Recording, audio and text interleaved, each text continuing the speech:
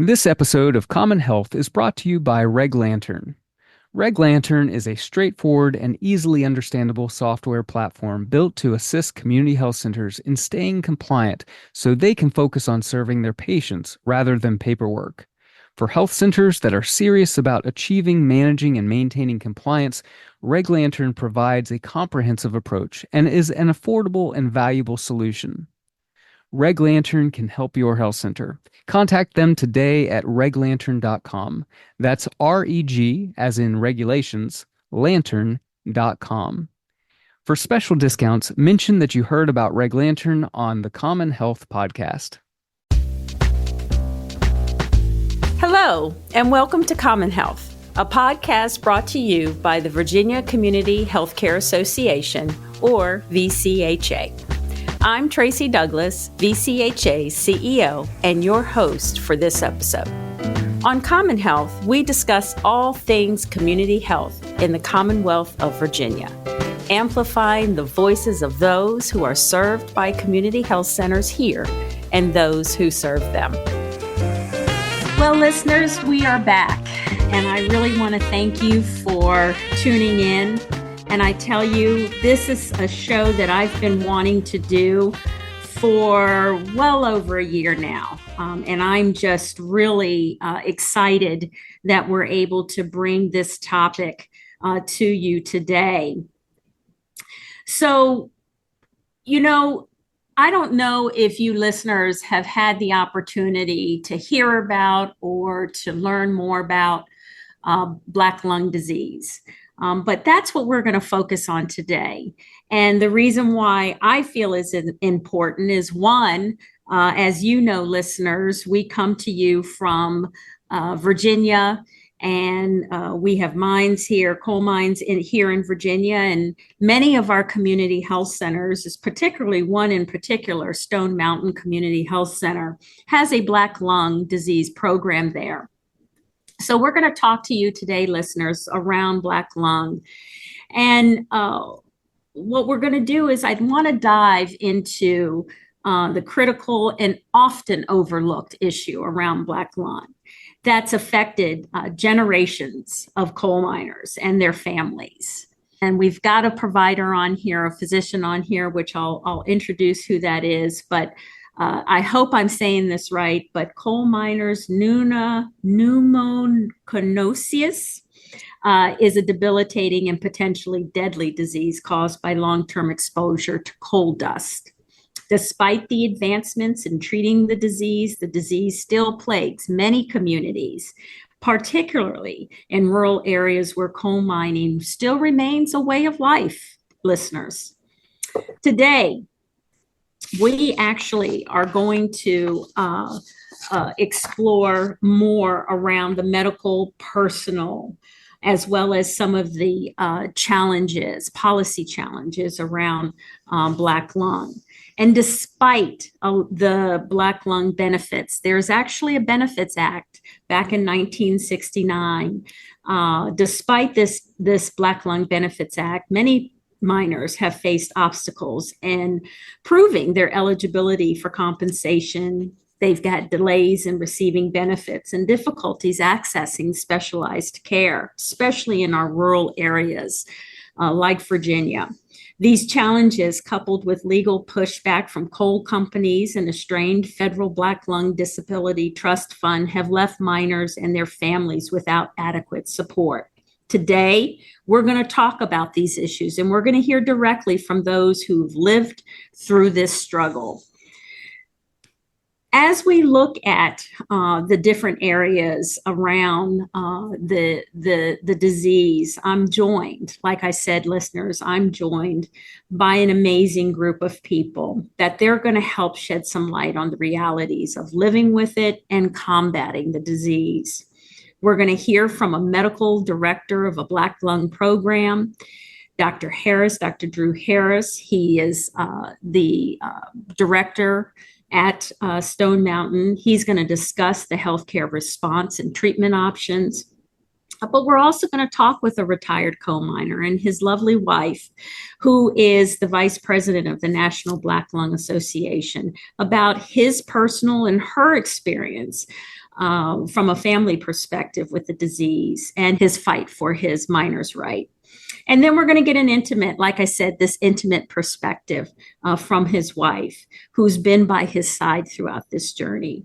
Through these stories, folks, we'll not only discuss the impact of Black lung has had on minors, but also the toll it's taking on the families, the communities, and the healthcare system as a whole. So whether you're familiar listeners with Black lung or hearing about it for the first time, I'm telling you, I cannot express.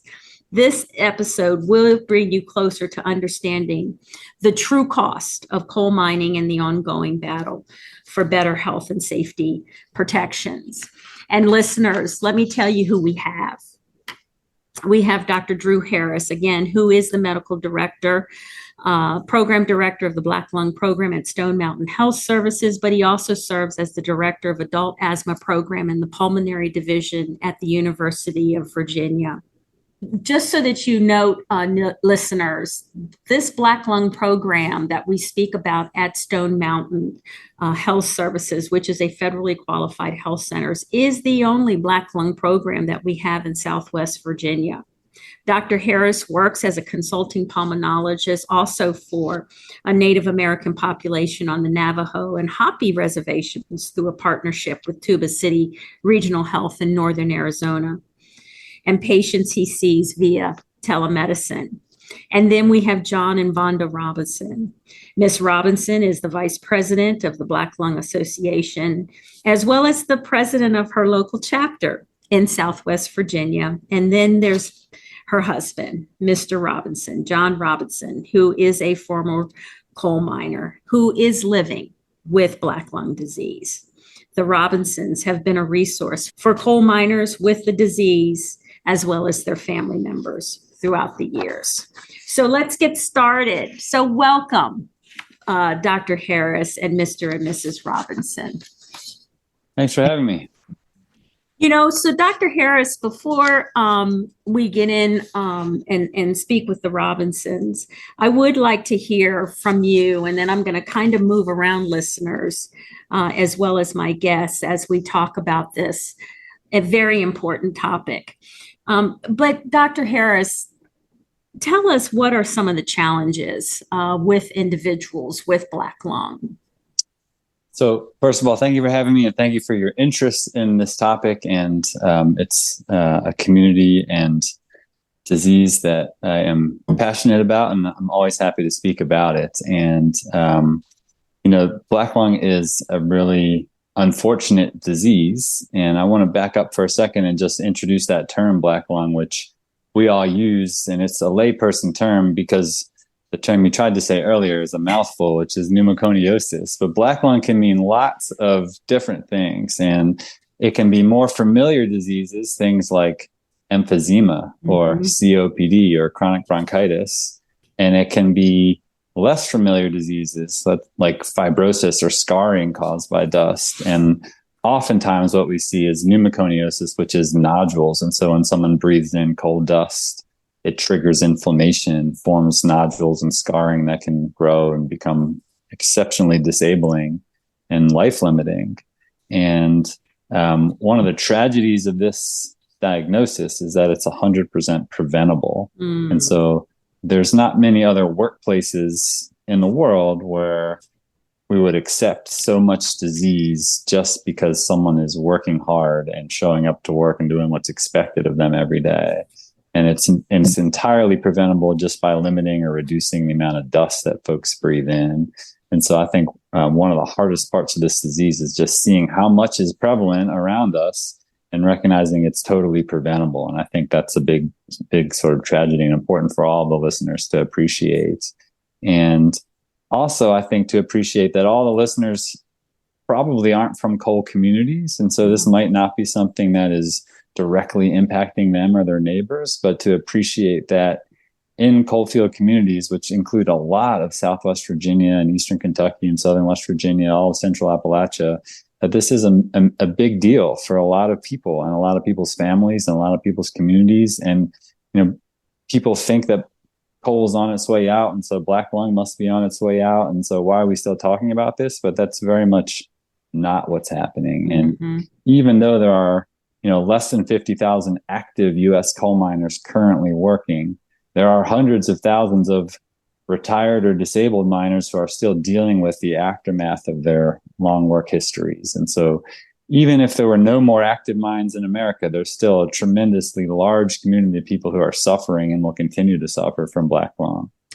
Well, and I think that's a very good segue into me asking Mr. Robinson. Mr. Robinson, Dr. Harris speaks that although there are only about 50,000 who are currently working as coal miners, but many like yourself who are retired living with this disease.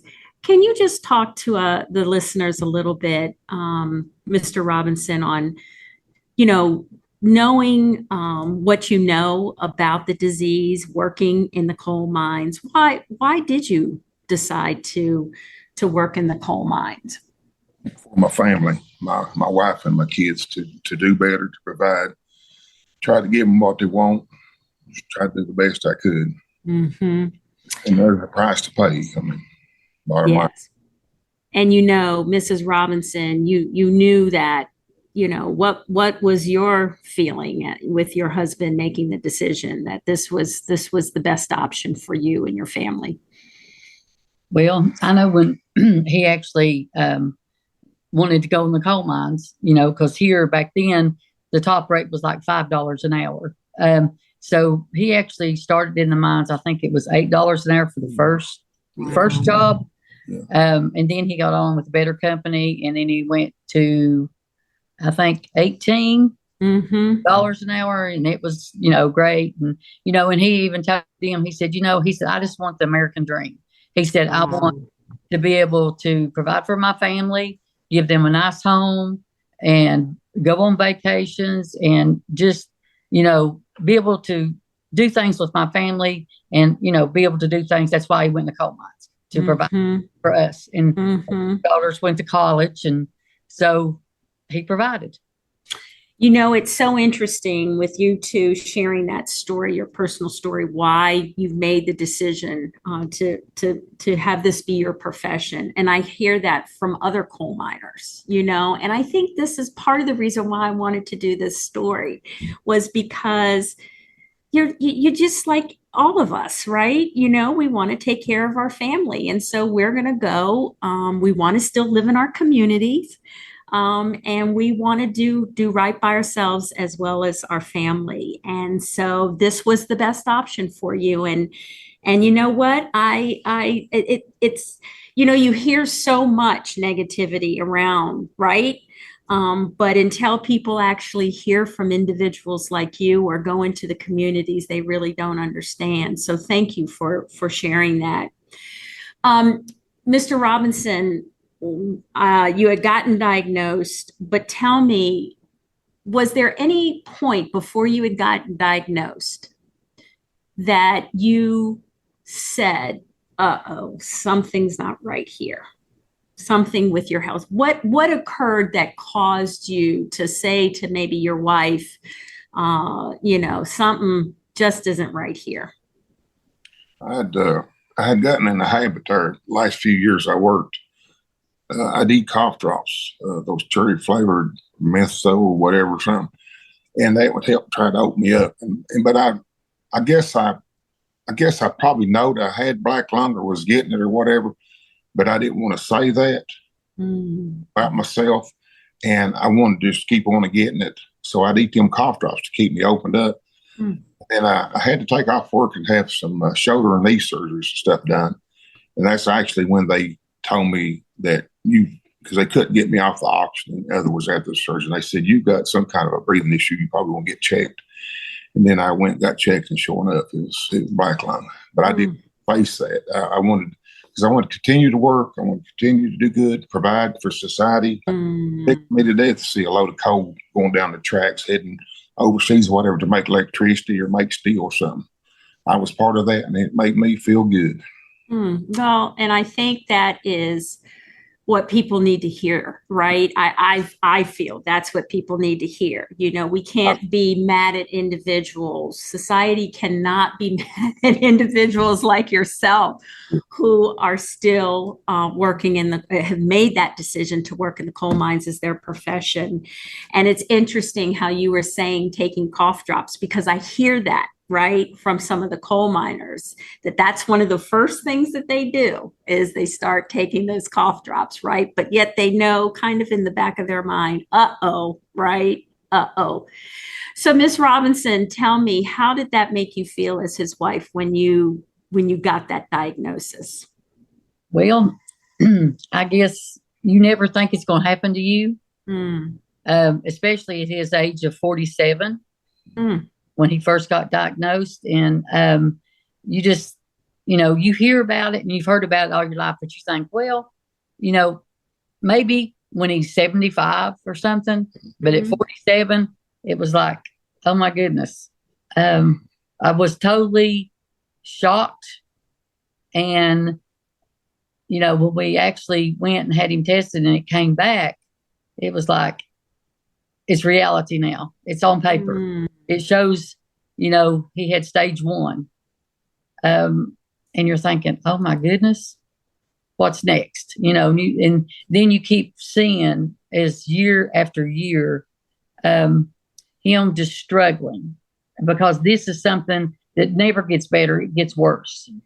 And I've seen it because he's 58 now, and, he's on oxygen, 24/7. They're talking to him about a lung transplant. And I mean, it's just, I don't know. It's devastating to you and your family, because you could see how he was when he was younger. He could do things. He wouldn't get out of breath. He wouldn't struggle for air. And now you see him struggle at everything he does, even small things. And listeners, one of the things I'd like for you to understand is when you hear Dr. Harris and the Robinsons speak of this condition, please understand that these are communities, rural communities, and a lot of times there's not many profession options, right? And again, understand that they, hearing the Robinsons speak as to why they chose this profession, this is because, just like all of us, we just want to take care of our families and take care of ourselves. And so when you go and you go out there and you think about, I've got to find a job, I've got to work, and one of those options available to you is to be able to work in the mines at a pretty good pay, you're going to do it, listeners. Those are one of those things you're going to put as a priority. So let's also understand the decisions that the Robinsons made when it comes to their life. And so with that, Mr. Robinson, did you continue to work in the coal mine after you got diagnosed? I was, no, let's see. I'd had surgery. Yeah, I'd had a knee and a shoulder worked on at the same time and developed a blood clot and whatever. And then that's when they kind of figured out about my breathing. And then I never did go back. They told me, they said, you're done. Said, you're between your joints and everything else. They said, you're done. And that was hard to go from making pretty daggone good money to less than half of that. And when you went and told your employer that I will not be back, how is that conversation? Tell us about that conversation. So they told me I wasn't coming back. I had the knee and shoulder worked on at the same time, developed a blood clot. So they told me not to use the knee or shoulder because they didn't want the blood clot to move or whatever. So while that was going on, the knee and shoulder pretty much locked up. So they put me in therapy. Well, the day I got the letter in the mail, I think I had come from therapy, picked the mail up, and it said I had been terminated. And, but they supposedly 6 months, I've been there 20-some years, in 6 months, we don't, but we can hire you back if we need you For my health issues, what I just found out at my age, 47, first layoff or first whatever, I would be done anyway. So, for those of us are familiar with the disease and the circumstances and challenges around it, and we've seen a number of news articles and news programs around working in the coal mines. But Mr. Robinson, knowing that miners run the risk of getting this disease, what kind of health and safety measures, though, are in place in the coal mines that help to prevent the workers from getting the disease? We had the option. They were masked there, and sometimes 2 or 3 different kinds of masks that you could get and wear. And that all sounds good and it looks good, but when you're in there hustling, getting it, you're running a piece of equipment and you're gasping for air without a mask. I mean, coal mining is not a thing that you're going to be in a good position all the time. You're always in a bind in a piece of equipment, whether you're walking across a section humped up like a duck, or you're always in a bind. Everything you do, you can't have something over your face and trying to work. It just don't work. Well, and again, I just want to make sure for the listeners' sake, I kind of equate this almost in some respects, like when I look at firefighters, they sign up for this because, they want to, again, make a difference in their community, contribute to their family, but they're going into the fire, right? Same here, right? And so your hope is that your employer has the mechanisms in place to help to be able to protect you in some form or fashion, but you understand some of the risks that are being taken. And I loved what you said, Mr. Robinson, that you were proud when you saw the coal, right?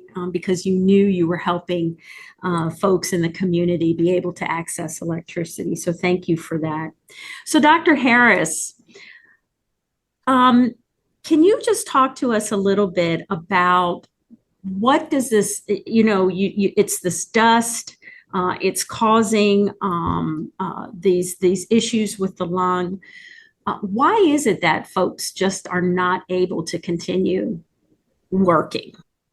I think it's important to recognize that the dust that miners breathe in is toxic, especially the rock dust, which is caused from the rock surrounding the coal that gets mined and forms rock dust or silica dust. And both the coal dust and the rock dust are toxic. And when a miner breathes in that dust, it triggers inflammation to occur in the lungs that causes a whole spectrum of disease, as we talked about earlier. And as that disease progresses, it can be exceptionally limiting. And oftentimes miners will notice even before they're working that they're walking up hills to walk to the mailbox or take out their trash, and they'll feel short of breath. And it's usually where the disease starts, is feeling winded when they're doing activities that didn't used to make them winded. And they may have a harder time climbing the hills in Appalachia to go hunting or to walk to their favorite fishing hole. And that might be the first time they notice things. But as disease progresses, especially with ongoing exposures, that it gets more severe. And as John was talking about earlier, coal mining is hard work. I mean, it's lots of heavy lifting in cramped spaces, and it's intense. And so you're exerting yourself pretty hard to perform the job duties that, when your lung capacity is diminished, becomes harder and harder and harder. Especially if you're having to wear a respirator at the same time, it becomes even harder to keep up with those tasks. Mr. Robinson, is the oxygen that you have, because I see you have a tube, oxygen going through, you're constantly taking in oxygen. Is it heavy to carry around, or? Well, this one I got on right now is just a tank. It's on a cart with wheels. I'm using it here at the house. And then in my vehicle, we got the smaller tanks and this little pouch thing that I can actually wear. And then at night when I sleep, I got a machine beside the bed. So you always have to have oxygen. A lot. Most of the time, I can't say 24/7, but I know when I need it. Every day's different. When you wake up, you don't know the weather. When it's real hot, you'll smother to death. Real cold, you'll smother to death. It feels like your throats are burning all the way down in here, burning or something. But yeah, but I know when I get up, when I take the machine off back there in the mornings, and I get out of bed and go to the bathroom, whatever. I know that day what kind of day I'm going to have. And every day's different because you got your humidity, your barometric pressure, all that changes everything. The heat changes, the moisture in the air changes. All this stuff interferes with your breathing. Yeah, it's hard to find that medium place. I wish we could. Right. So, Dr. Harris, then, when the disease, how does this disease progress? Because we heard from Mr. Robinson speaking about in the beginning, he was taking the cough drops, So what are some of those early signs that the miners and healthcare providers look for? It's a good question. And so it depends on sort of what form of black lung somebody has. And so for folks that develop COPD just from their dust exposure, they'll have symptoms that might be familiar to the audience of COPD, which, oftentimes is progressive shortness of breath, a cough with lots of mucus that can flare up and require people to be hospitalized or be treated with antibiotics or steroids. And other forms of the disease can show itself a little bit differently. And so if we have fibrosis or scarring or nodules, usually it's more sort of slow and can develop over years to progress to similar symptoms, though, with shortness of breath and coughing, and fatigue is often a big part of how folks present. And, from a healthcare provider standpoint, we monitor a few different things, one being oxygen levels. And John's clearly at a stage where he needs to depend on oxygen a lot, but it's also monitoring lung function to see how much lung capacity someone has. And oftentimes that can be reduced from their coal dust exposure pretty quickly. And we also follow chest radiographs and CT scans to see if nodules are enlarging or growing, and showing how much fibrosis has changed.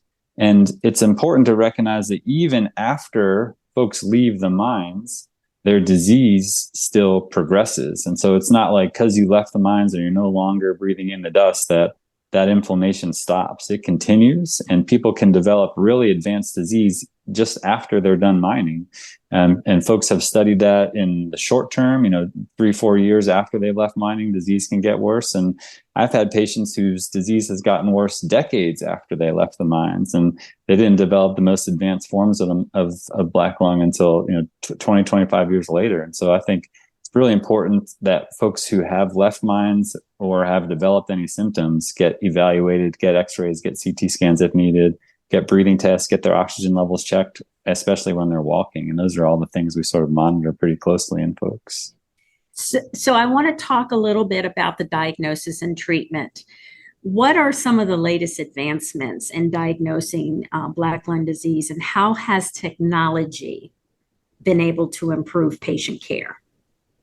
Sure. So again, sort of depends on which presentation of black lung someone might develop. And so for a COPD version of black lung, we often make the diagnosis with a breathing test, and specifically that's a test called spirometry. But increasingly, we're using more sophisticated breathing tests, things like diffusing capacity. And for the listener, that's a test where we monitor essentially how well the lungs can move oxygen from the air into their body. And if you have diseased lungs, you have a harder time moving the oxygen, and then your oxygen levels in your body are low. And so we're increasingly using more advanced breathing tests like diffusing capacity to figure out if someone has disease and how severe their disease is. And for decades, we've relied on chest x-rays to identify the nodules that we see in people's lungs from black lung. And increasingly, we recognize that x-rays probably aren't the most sensitive test, meaning we might miss disease that's there because an x-ray can't pick it up.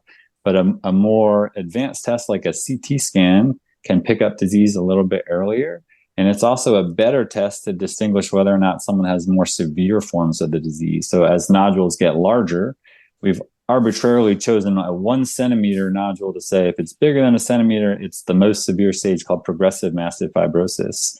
it's much easier to make those determinations on a CT scan than an X-ray. There's a lot of challenges for why we're not CT scanning everyone.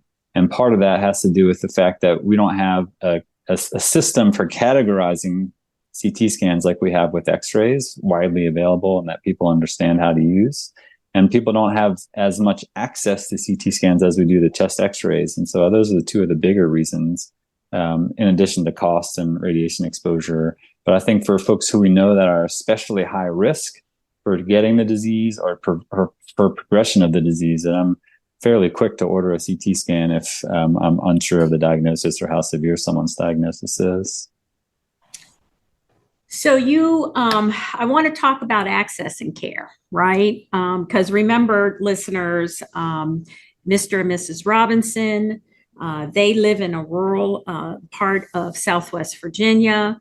Accessing some healthcare services can be a bit of a challenge for many of our rural communities, not just here in the Commonwealth of Virginia, but many of our rural communities. And so, Dr. Harris, if you could talk to us about what are some of the realities of coal miners that have been diagnosed with Black lung disease? What are some of the realities on accessing care and the appropriate care that they need? So Black lung is not a disease that many doctors or nurse practitioners involve themselves in for a number of reasons. And one is many people are reluctant to enter the care of someone who often needs help with a legal problem accessing federal Black lung benefits. And so if a coal miner or a former coal miner is sick enough and they meet a certain threshold to say their lung function is low enough or their x-ray is bad enough or their oxygen levels are low enough, they can qualify for federal Black lung benefits.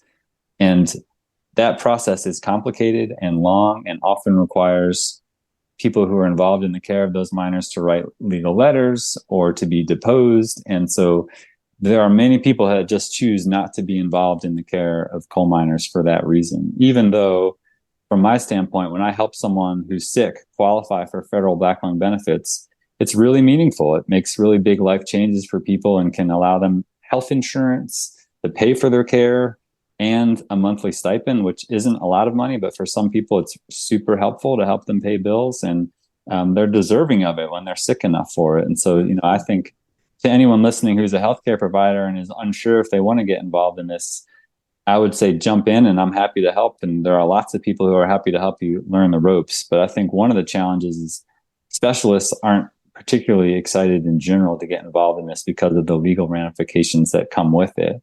But in addition to that, most coalfield communities are in rural areas where there aren't a lot of primary care doctors or specialists, and the roads are difficult. And, especially in weeks like today, if you're coming from, Western North Carolina or Eastern Tennessee or places that have been impacted by weather, it's challenging to access care in general. There's no public transportation. People don't have jobs where they can take off work necessarily. There's lots of sort of challenges familiar to folks listening for any rural population. But I think uniquely for coal miners and Black lung is that there just aren't that many specialists or primary care doctors that feel comfortable in taking care of folks because they're worried about the legal ramifications. And I'll also say that, many of my colleagues just sort of assume that there's no cure for Black lung, and so why even get involved to begin with? And I totally disagree with that. And I'll say really, why do you disagree with that, Dr. Harris? Well, as we mentioned earlier, if you have the COPD version, for example, of Black lung, there's lots of treatments, lots of inhalers. There's now a biologic medicine that's just approved yesterday for COPD that can change people's lives. But we put people on chronic antibiotics. We put people on lots of different medicines that are super helpful for people. If you have fibrosis, dust-related diffuse fibrosis from your Black lung, there are medicines that slow down the fibrosis that we can use. And even if you just have the nodular form of Black lung, which doesn't have specific treatments, we can help people enroll in things like pulmonary rehab programs, or if they're sick enough, as John was mentioning earlier, get evaluated for a lung transplant, which is not a great thing to have to put someone through ever. It's not something that people live a long time afterwards, but it is an option and can extend people's lives and give people a better quality of life for while they are here. And you need doctors to appreciate that someone is sick enough and what their disease is from to put a referral into a transplant center to get folks evaluated. And I will say that there's a study that will be published in the next few weeks that was looked at from folks at NIOSH, the National Institute for Occupational Safety and Health at the CDC, that shows lung transplants for Black lung are at an all-time high now. And that reflects two things. One is there's a lot of severe disease happening, but that more and more people are recognizing the disease and referring people to be evaluated, which, it's a good and bad thing. That the disease is there is bad, but that we're referring people is good and giving people a chance to get access to a limited resource. So from a lifespan perspective, what are we looking at, with like individuals like Mr. Robinson? So I think it's sort of everyone's disease is a little bit different, and it depends on what other comorbid condition somebody has or how old they are and how rapid their disease progresses. Some people have very rapidly progressive disease and some people have more slow and smoldering disease. I think in general that Black lung is life limiting. And, I think it sort of depends on sort of what type of Black lung and how rapid progressive disease someone might have to decide on how life limiting it is. But it's certainly a preventable tragedy for everyone that gets the disease. So I'd like to ask a question to both the Robinsons as well as you, Dr. Harris. Coal miners have faced significant barriers when it comes to proving their eligibility for Black lung benefits. Can you share experiences with this process? And you mentioned, Dr. Harris, the legal challenges, right, that miners face, but in receiving these benefits. And I'd like to start with the Robinsons first. When I signed up, I was told, it's probably going to be pretty tough. You're 47 now. Well, I can't help the condition of my health at 47. And the law says this, but I can't help that. I had 28 something years, 28 and a half years, something in the mines. Why should I had to go through what I went through? But the system is so, I don't understand. You pay in all these years to set yourself up for the future. Well, then you get in need, and it's like they want to throw you outside, just say, hey, I just seen you die, more or less is what they're saying. And it shouldn't be like it. I'm American, red, white, blue, 100%. I'm a coal miner. I love coal mining, loved it. I just don't understand the system. Man works like that, and like I said, trying to set himself up, and then he has to they just about starve you plumb out, more or less. And then finally something gives or breaks or whatever. It shouldn't be like that. I don't understand. Mountain people, Appalachian people, they're prideful people, they're hard workers.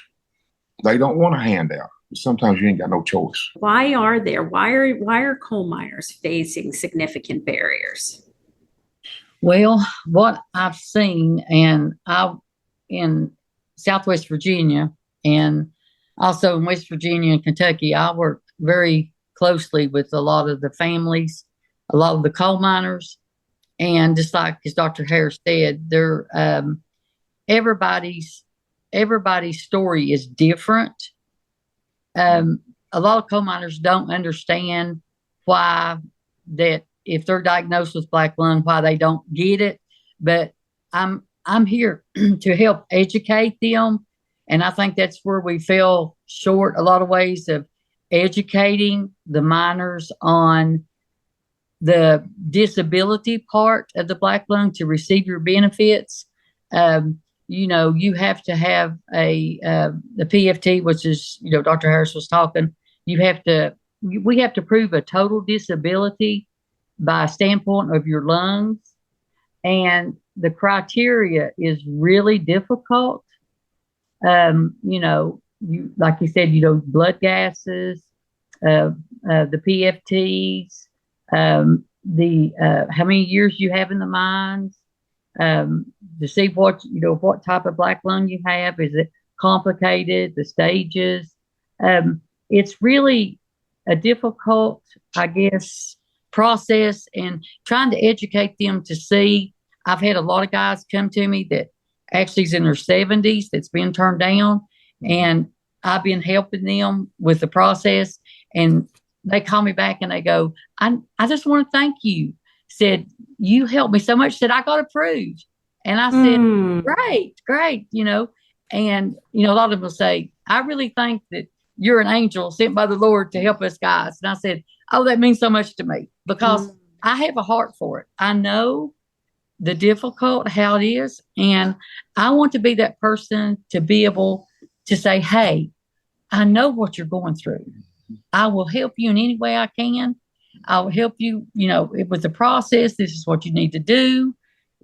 I'll help you. And I have so many calls and I love helping them, especially when they call and say, hey, I received it through the Department of Labor. And I'm so thankful for Dr. Drew Harris. He is wonderful. And we are totally blessed in Southwest Virginia to have him. So with that said, Dr. Harris, why is it so difficult for the minors to prove and their eligibility for the benefits? Well, I'll answer that, but first I'll say, Vonda and John, we are lucky to have you in Southwest Virginia. You guys are tremendous, tremendous advocates on lots of things, which hopefully we'll have a chance to talk about in all things coal miners and black lung. And to answer your question, I will say, to back up for a second, to get someone to qualify for black lung, it's not enough for a coal miner to see me and for me to review all their diagnostic testing and to say they meet this federal standard to be disabled, right? So I might say that, but then if a coal miner is deemed disabled, the coal company will have the opportunity to hire their own doctors to do their own testing and make their own conclusions. And inevitably, those conclusions differ. So if I say someone's sick enough to be disabled, almost always the coal company doctors will say they are sick from something other than black lung, or they're not sick enough based on their diagnostic testing. And so that's how this complex legal system starts. And it gets various levels of appeals, where it goes first to the Department of Labor, can get appealed to an administrative law judge, and can get appealed to higher and higher levels, which can take years. And so it's a challenging system to navigate and complicated. And I appreciate John's struggle of having to wait 3 years to qualify. And it is so common, and it is almost the norm for all of the patients I take care of at our black lung clinics at Stone Mountain, where people are waiting years to officially qualify, even if they have the most advanced disease. And I've had patients that have had multiple lung biopsies proving without a doubt that they have black lung and not anything else causing their lung disease. And it still takes years to resolve. And so, most patients aren't disabled that end up in the coal mines, but those who are deserve to be compensated, deserve the benefits that the federal government says they deserve. And it is really a tragedy that it takes so long and takes so much effort and years of appeals. And if someone gets turned down, they're a lot less likely to apply again, even if they have severe disease, because it's so discouraging. And so I think I appreciate John's and Vonda's struggle to get approved. And it's certainly a common shared experience among the miners I take care of in Stone Mountain. And Mr. and Mrs. Robinson, how long did it take for you guys to get approved for the benefits? Years. It's 3 years. It's 3 years, maybe better than 3 years. Yeah. Well, he got actually through the Department of Labor in 3 years, but he didn't go before a law judge until like 5 years. So then he went before the law judge, and the law judge, approved it. So I'd say a total, like I say, Department of Labor, and that's actually, Drew can tell you about that also. Usually you get approved through the Department of Labor first, and then you wait. It could be up to 5 years, 6 years to go before a law judge. And then he makes the decision whether or not you get your permanent black lung benefits. I'd like to say something on that part. I don't understand how a judge can decide yes or no, and they don't know a thing about coal mining. They don't know a thing about it. but yet your fate is in their hands. I know I was just thinking that, Mr. Robinson, is so interesting. You and I were thinking the same thing. You know, why a judge? Why Dr. Harris, Mrs. Robinson? Why does a judge have to get involved? Because it's up to the coal companies. They have the insurance companies. So the insurance companies who we go against for the lifetime benefits. So we have to go between. Stone Mountain was actually our representatives. So Stone Mountain represented us, and then the other insurance carrier for the coal mines. We had to go against each other before a judge, and a judge had no idea about coal mining. He asked my husband, how heavy is this, or what is this in the coal mines? And because he told my husband, he said, I don't know. And after, our session was over with the judge, and he's, everybody spoke. He actually took his robe off and came over and shook my husband's hand and said, you know what? I really want to tell you I appreciate you. And they said they'd never been done, but he was really nice. And he said, I really don't know a lot about coal mining, And so as an advocate for Black Lung, I have mentioned that with, I work close with the senators, Mark Warner and Tim Kaine, to see if there's a process that we maybe could do I feel like that the judges really need to take some type of classes or something, or actually understand more about coal mines, because it's hard for them to make a decision with some of the facts that they have when they really don't have a background in it at all. I need to take them underground for one day and let them spend a day, about 10, 12 hours, then they'll get an idea of what it's like. It'd be the best thing. And so with that, Dr. Harris, and again, maybe Mr. Robinson, why do you think the coal companies push back on this? When they hire you and stuff, they'll promise you the world, we're going to take care of you, we got this, we got that, and you'll be taken care of. Then it's like as long as you're making the money, you'll get a lot of pats on the head, attaboy, like an old dog. Oh, fine job. But you go to cost of money and you can't produce, son, it's like you've been wiped off the face of the earth. You're forgotten about, you're forgotten about because you're costing them money, making them big bucks for them. Yeah, you're a good one, but now you go to cost them, and they just, I don't know. It's sad. I don't even know how they lay down and sleep at night, knowing that you could be that cruel to somebody, do people like that. But I mean, it happens every day, So, Dr. Harris, talk to me again about, when you talked about how the coal mining industry will have their physicians. Mm-hmm. You could be saying one thing about Mr. Robinson, and then, the coal mining physician would be saying something. Are they pulmonologists like you? Or, how can it be so different? You all are educated the same way. Can you talk a little bit about that? Sure. Yeah. I think there's a research study that was published 4 or 5 years ago from Bob Cohen's group in Chicago, and they actually looked at bias in Black lung exams. So you take a doctor that's paid for by coal companies versus a doctor that the Department of Labor is paying. And there is bias in both directions, right? So the company doctors are biased to say that there isn't disease, or the disease is not from Black lung, or the disease isn't severe. And there's bias the opposite direction. So the Department of Labor doctors are more likely to say there is disease. And I think that's the reality. I think I am very conscious of that bias. And so I can only speak to my own practice, which is I don't say there's disease or that disease is severe unless it's there and it's severe. And I want someone who is sick from Black lung to get what they deserve.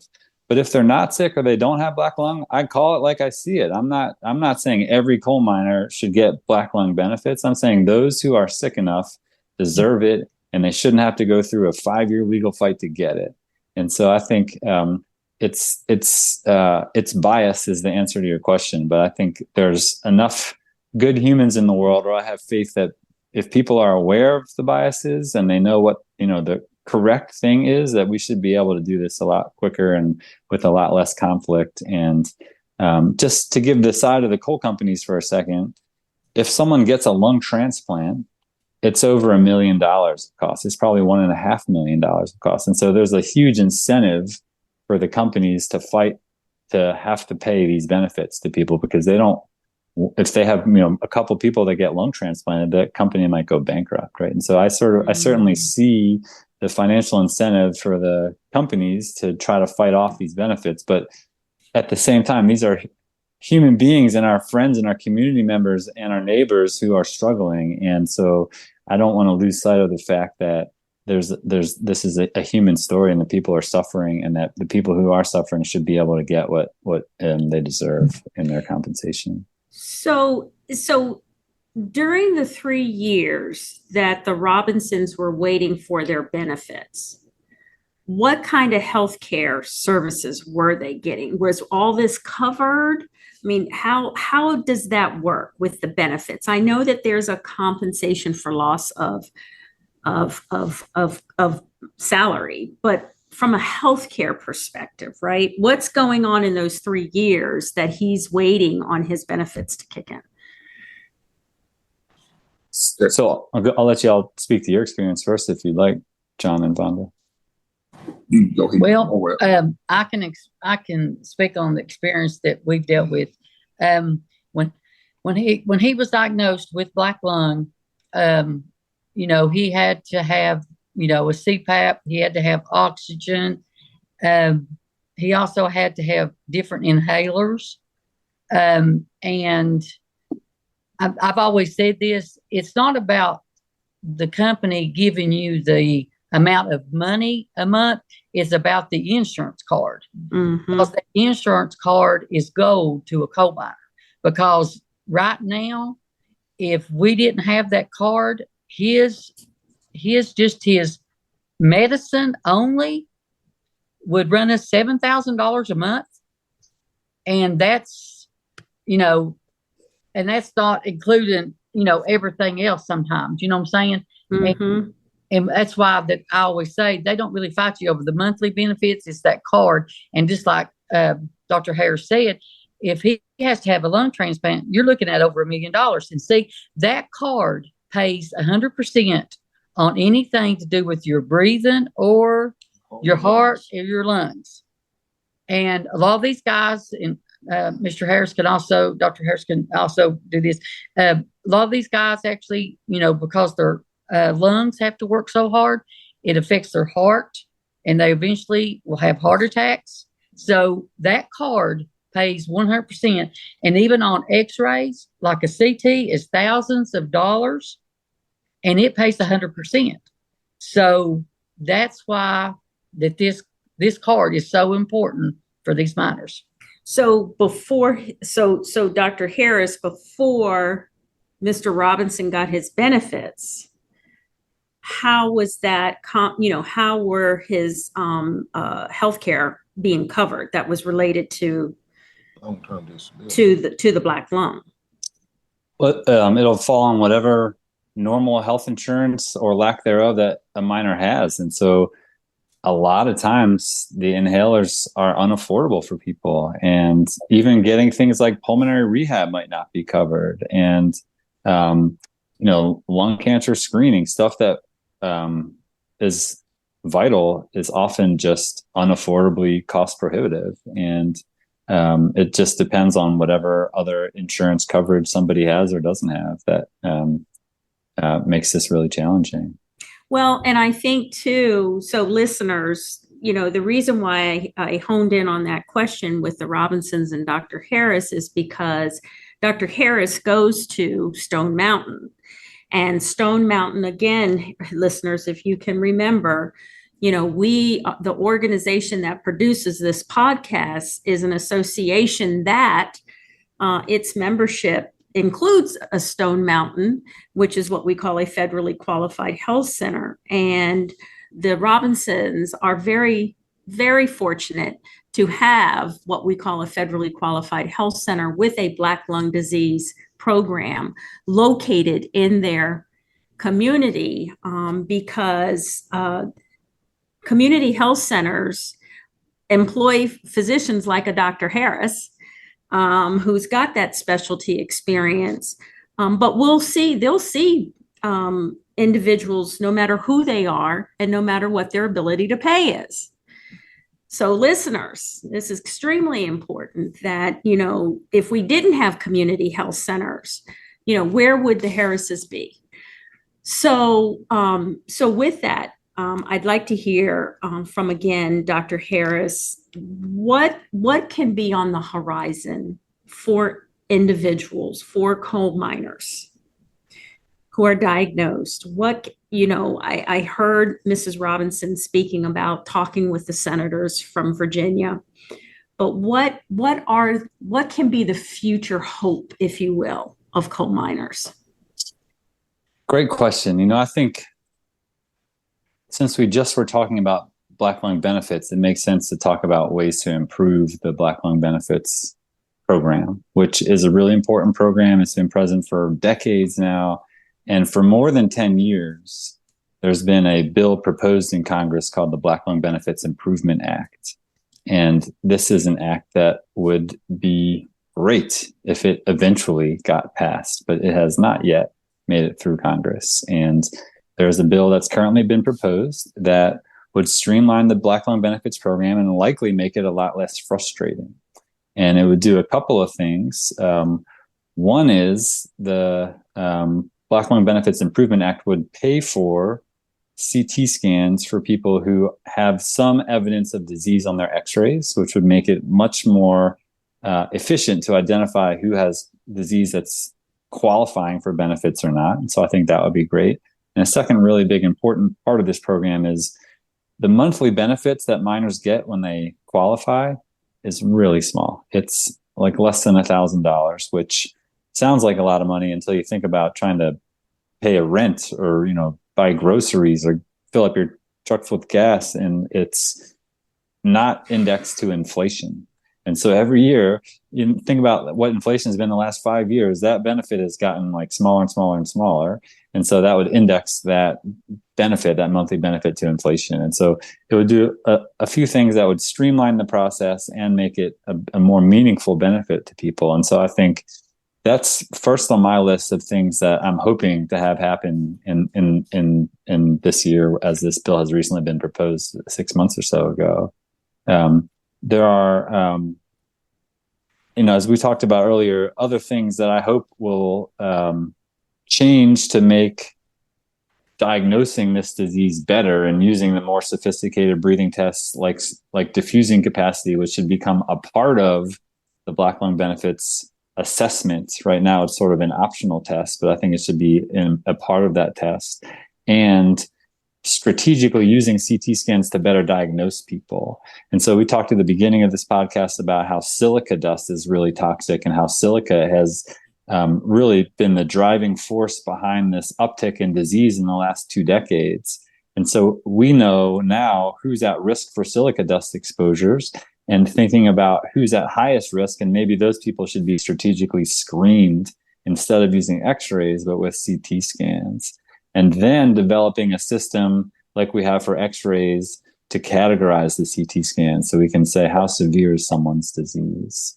And I'll finish by saying, in the last year, there's been a proposal by federal regulators that will limit the amount of silica dust that's being allowed to be breathed in by coal miners. And this becomes quickly in the regulatory weeds and becomes a little bit of alphabet soup. So I'll try to be as simple with this as possible for the listeners. But essentially, the people that are in charge of limiting the dust exposure in coal mines is an organization in the federal government called the Mine Safety and Health Administration, or MSHA.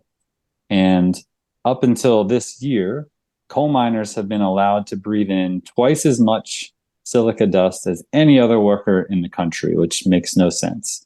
And we know the silica dust is the toxic component of the dust that's making disease bad in the last 2 decades. And so there's a proposal that has been passed by MSHA that would limit the amount of dust that's allowed to be breathed in to the same amount as every other worker. It's 50 micrograms per cubic meter. And this is a really important provision that would help all of the currently working coal miners, but it wouldn't help all the folks that have spent decades breathing in high levels of dust already, or folks who have retired. And so this bill is in the process of being implemented, and it will be enacted hopefully by next summer, unless something changes politically in that time. And initially the fiscal year 2025 bill from the House said they weren't going to allow funding for this regulation that's already been passed.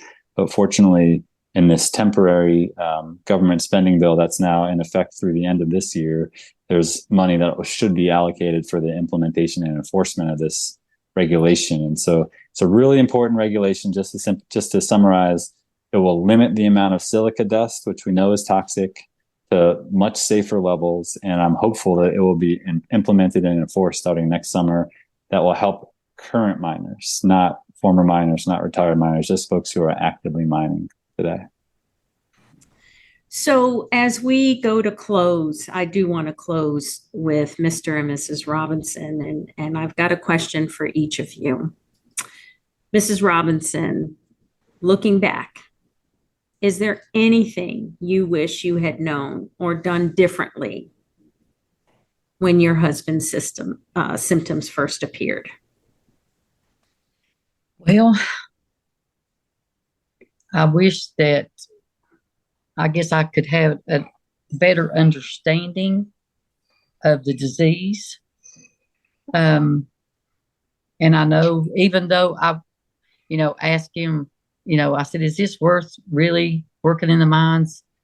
And he says, I want to give my family a better life. So I knew that he wasn't ever going to come out of the mines. He didn't want to. He loved it. He loved the bond that they had between the coal miners, because it was more like they were family. I mean, close. The guys that worked together. I guess, that's why I guess I'm so involved now as, being an advocate, working with this, with MSHA on the silica dust rule. I was a big part of that. The excise tax, I was a big part of that.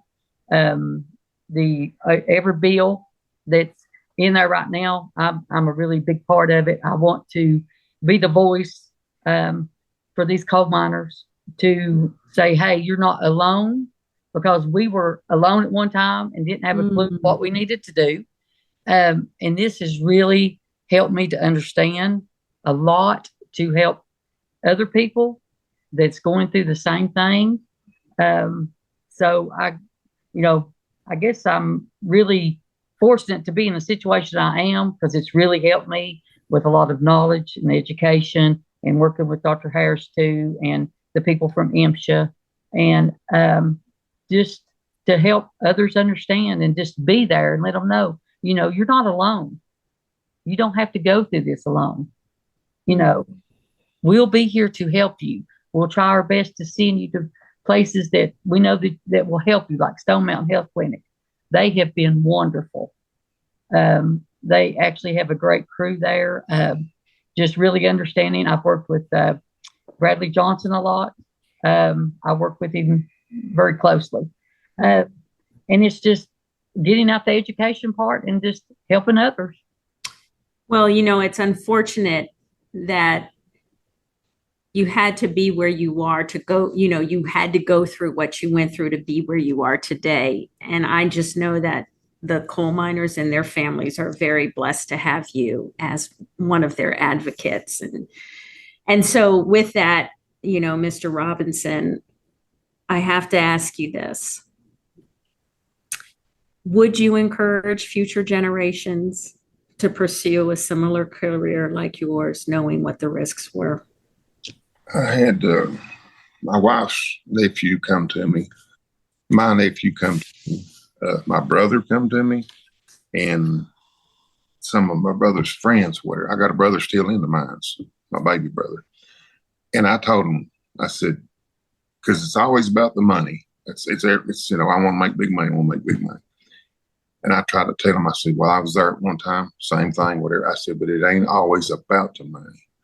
I said, you'll make the big money, you'll do good in life, but you'll suffer for it too. You'll have to pay the price, and it'll be your body that suffers. Well, I think with that, again, listeners, the thing we have to remember is that we do, there are many parts of this country that are dependent on coal for their energy. And yes, there's been a lot of attention around the future, whether we actually need the coal. But the point is that there are still many areas, especially in many parts of rural Virginia, that are dependent on it. So until we've got a resolution, we do need our coal miners, and we need individuals like Mrs. Robinson, as well as Dr. Harris. So with that, I want to say thank you to the three of you for taking the time to talk with us and sharing the stories, your story, with our listeners. And Dr. Harris, I just ask that you continue to keep up the fight. We need folks like you to do what you do. And I hope that we can, if there were any folks out there that are considering or in medical school or in their residencies and considering on what to get into, I'm telling you, pulmonology in the area of Black lung is I think it's a very special area to get into. So again, thank you. And listeners, thank you for taking the time to be a part of this show. And we look forward to bringing you a next great hot topic coming out of the Commonwealth of Virginia. I want to thank my guests for joining me today. And thank you to all the listeners for tuning in to Common Health, brought to you by the Virginia Community Healthcare Association. If you enjoyed this episode and you'd like to help support Common Health, I encourage you to hit subscribe button and share it with others on social media. Leave a rating and review or visit our website at www.vcha.org. This is Tracy Douglas, and thank you again, and I'll see you next time.